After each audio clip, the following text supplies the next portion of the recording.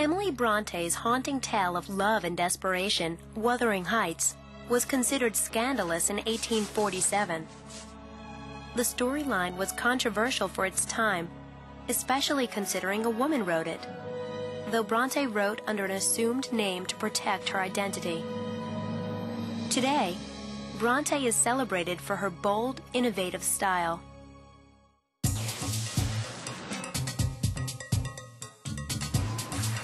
There are many ways an author can tell a story. By choosing a specific tone or style, an author embeds his or her writing with a unique voice.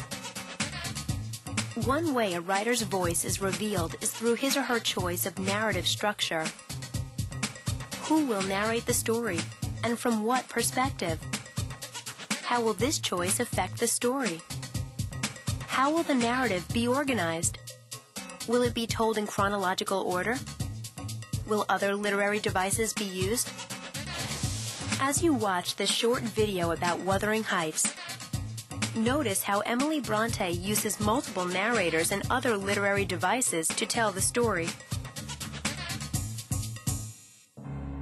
Set in cold, drizzly England in 1801, we meet Lockwood, a traveler who is renting a room at Wuthering Heights from Heathcliff, the tormented main character.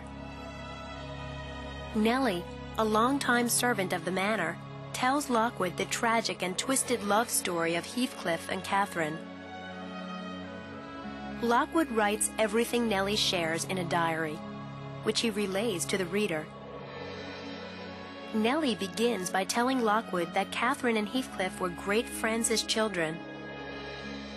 The friendship developed into a deep, obsessive love.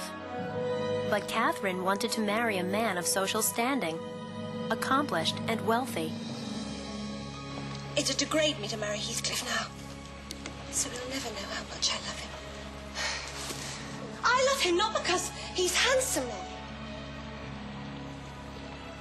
but because he's more myself than I am. Whatever our souls are made of, his and mine are the same. Despite her feelings for Heathcliff, Catherine marries another man, thrusting Heathcliff into rage.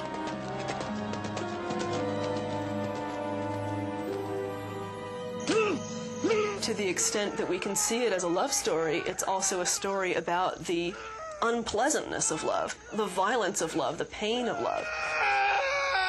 Love is a state to be endured. It divides you. It drives you mad. Oh, God. I cannot live without my life. I cannot live without my soul. In Victorian times, it was unseemly for anyone to write about such a steamy love affair, especially for a young, unmarried woman. Luckily, the public was unaware of Bronte's identity, though this did little to increase the novel's popularity. The critics didn't like the amorality of the whole novel, because unlike every other novel that was being written at the time, Wuthering Heights is totally amoral. There is never any punishment for anything that anybody's done. Bronte uses the narrative structure created by Lockwood and Nellie to write about the unpleasant aspects of life, including revenge, death, and insanity. At one point in the story, Catherine dies giving birth to her only child. Heathcliff is so bereft that he begs for Catherine's ghost to stay with him and haunt him forever. Her ghost torments him nightly.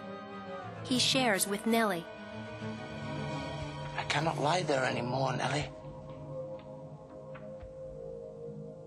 Whenever I closed my eyes, she was either outside the window or coming in through the door into the room or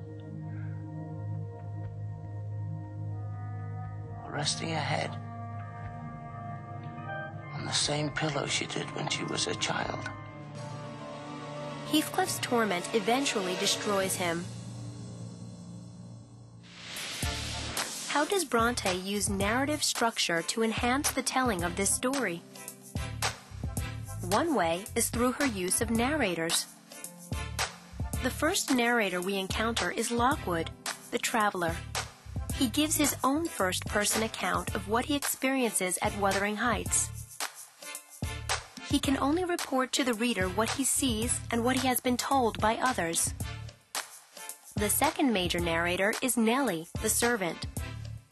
She also shares from a first-person perspective, having been present for many events and privy to conversations. Both narrators are limited by their experiences, and this information is subject to their opinions and biases. The reader, in putting together the various parts to the story, must analyze and interpret each bit of information and the bias with which it is told. Another way Bronte shapes her novel is through its organization. She tells the main story of Wuthering Heights within a frame story. Lockwood's own experiences frame the narrative. The beginning and end of the novel, and a few points in between, are told from Lockwood's point of view. The main narrative is then comprised of Nellie's account, as recorded by Lockwood. Readers feel as if they are eavesdropping on the lives of the people at Wuthering Heights, much like Lockwood. Interestingly, this structure also allowed Bronte, disguised as Ellis Bell, to get away with writing such a tragic tale. It does not seem as if the author is the one creating the story, only relaying it. Bronte also uses flashbacks. The narrative shifts in time between the past and the present. Readers must piece together the timeline of the story on their own. It is important to recognize the numerous ways you can tell a story. The choices you make affect the reader's experience and help to create your writer's voice.